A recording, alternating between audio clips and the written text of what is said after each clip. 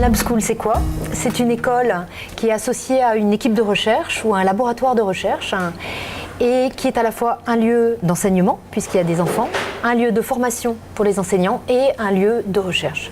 Donc, ce que j'ai trouvé intéressant dans ce projet, c'était le fait d'associer éducation et recherche pour qu'on puisse renseigner les pratiques pédagogiques de manière un peu plus formelle que ce qu'on fait au quotidien en classe. L'école vient d'ouvrir et progressivement nous cherchons aussi à mettre en place des projets de recherche qui ne sont pas forcément uniquement centrés sur l'école mais qui sont ouverts sur d'autres écoles, notamment avec l'éducation nationale. Et pour l'instant les projets qui sont en train de se mettre en place portent d'une part sur le bien-être à l'école, comment développer le bien-être des enseignants et des élèves, et aussi sur les compétences transversales.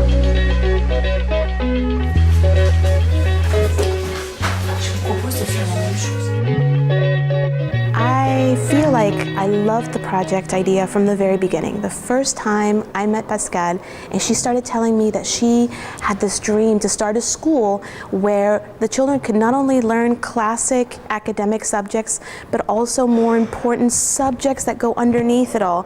The idea of emotional intelligence and soft skills, something that they could really carry with them throughout the rest of their lives. That's the moment that I said I want to be a part of that. Attitude. Excellent choice.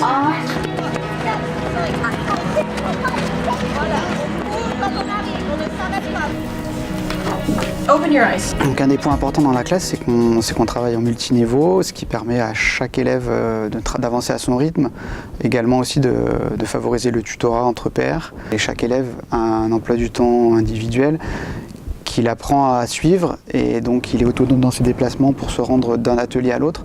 The work we do is basically the same as another school, but like in making it a game.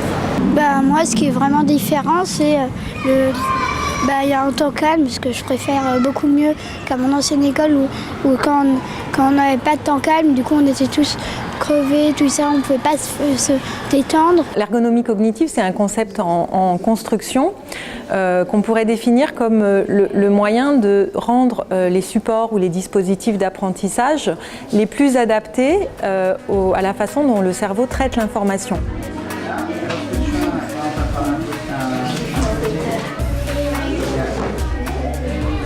On a bien sûr des pédagogues innovants comme Maria Montessori, Célestin Freinet, Rudolf Steiner, mais ils ont tous une centaine d'années.